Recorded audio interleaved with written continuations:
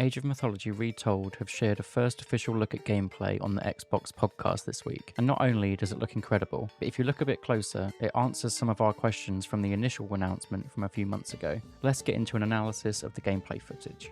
The first piece of footage we see is of an Egyptian base, and at first glance it looks like a normal supremacy game, but the player does have a lot of resources. This could just be some sort of test game where they've got a lot of resources to show off various things. One thing we can note from this is the favour limit has gone up massively. Just before all those Sphinx were built, the player had over 1000 favour, which might mean that favour is no longer capped, or it has a drastically higher cap than the 100 of the base game, or 200 for Zeus. The UI looks to have completely changed. Instead of covering the whole bottom panel and obstructing your view, it's now completely clear unless you select a unit or a building. I personally love this, as I've been using mods to make my UI transparent for years. It's just so much better to see more of the screen. One static part of the new UI is the top piece. This shows your god powers and resources, and population limit. I'm personally not sure what to think about your resources being at the top rather than the bottom left like we're all used to, but I'm sure after playing a few games we'll be able to get used to it being up there.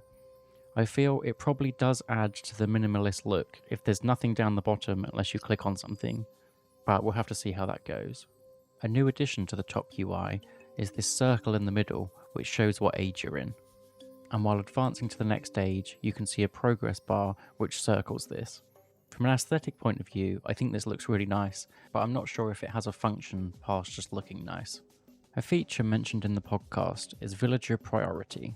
Basically, being able to split your economy up by a set percentage and then let your villagers work for themselves. I believe this is largely to cater towards newer players or console players, and although some long-term players might not like this, I'm all here for it. There's a massive learning curve when it comes to strategy games, and it stops players from even trying a 1v1 as they'll almost just lose to themselves from mismacroing.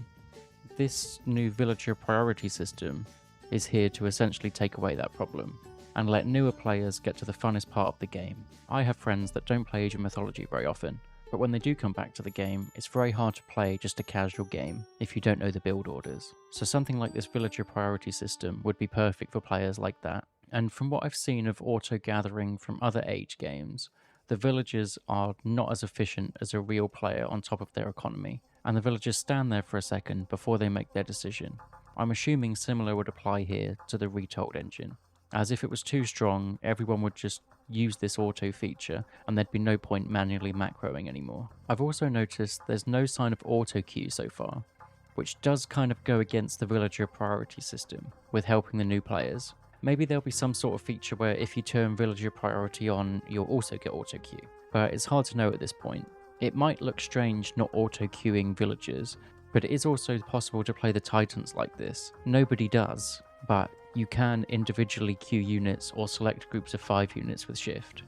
For me personally, AoM is the only RTS that I play, so if auto queue is gone, it might take a while for me to get to the same level again, as playing without auto queue makes it a completely different game.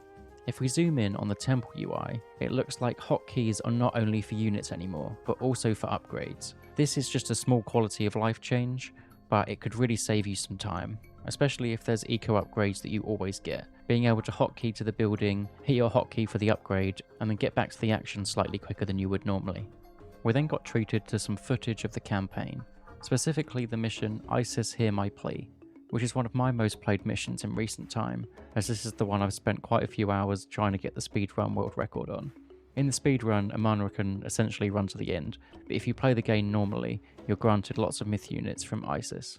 There looks to be small changes made to the campaign. For example, the building next to Amanra right at the start of the mission is a Citadel Centre on the original game, and now it's been changed to a Migdal. This is obviously a small change, but it means that we will see some changes in the campaign missions. It isn't just going to be a copy and paste of the original. Amanra also appears to have a different voice actor now, which I think is both good and bad. I personally like the old voice actors, and I've played the campaign so much, where the voice for Amanra in my head is the voice from the original game. But this might be in anticipation for new campaign expansions in the future, so in that case we've got to look at the positives. It'd be very difficult to get the same voice actors to do the game. even though I do know that the Arcantos voice actor still does games because he has a voice in Smite, which is another mythology game. He voices Ra. The main takeaway from this is just it really shows off the new graphics, especially the new lighting from the laser crocodiles. They did make a joke on the podcast about the name Petsukos and how it is really hard to say, and it looks like they're called Pet Sobek now. But looking closer, they do have 26 range, which is the same range as the upgraded Petsukos Ras in the original game. Maybe they have just changed the name of the upgraded ones and gone with Sobek rather than Ra, as he is a crocodile and the upgrade is called Crocodopoulos. Looking at the top UI for this, it looks like we have 10 monuments, which is fair because that is part of the mission, but the favour resource goes up extremely quickly. But this is having 5 more monuments than you would normally have in a multiplayer game, if it's the same as the base game, that is. We were then shown some side-by-sides from the original 2002 game and then comparing it to Retold. My favourite one to see of this was the building destruction, as when I watch streams from a game like Age of Empires 2 Definitive Edition, I love how all the effects work for the destruction of buildings. So I'm so happy that this is coming to Age of Mythology. Again, if you're someone that plays a lot of modern games, this probably isn't a big thing, but after seeing the 2002 buildings just go on fire and then essentially disappear, this is such a massive difference. You can also tell when catapults are hitting the buildings with a specific animation. It doesn't just look great, but it is going to be useful if you quickly see that a boulder has come at your building and a piece of it has flown off. The last piece of gameplay that we see is the Egyptian lake game. It was mentioned in a very early interview that god powers were now going to be reusable. And in this game, there's one Son of Osiris, and then the god power gets used, and there is now 2 Son of Osirises, and it looks like the god power then goes on cooldown. But there isn't just a cooldown though. There's a clear cost of 350 favour, going up to 400 favour after the use, and then the god power going on cooldown. There's going to be questions at this point of how favour is actually gathered, and what rate you'll be able to gather favour. But regardless of that, just knowing that the concept isn't just a cooldown, and you need some kind of investment, is great. I was really worried about the spammability of just strict cooldowns, but paying something makes it so much easier to balance. From a balance side, you can either make the cooldown longer or shorter, or make the uses more expensive or cheaper. And it definitely just stops people using the god power straight away just to get it on cooldown quicker. Kind of like Valor and Shockwave are used in the original game, even though you only get a set number of charges of those.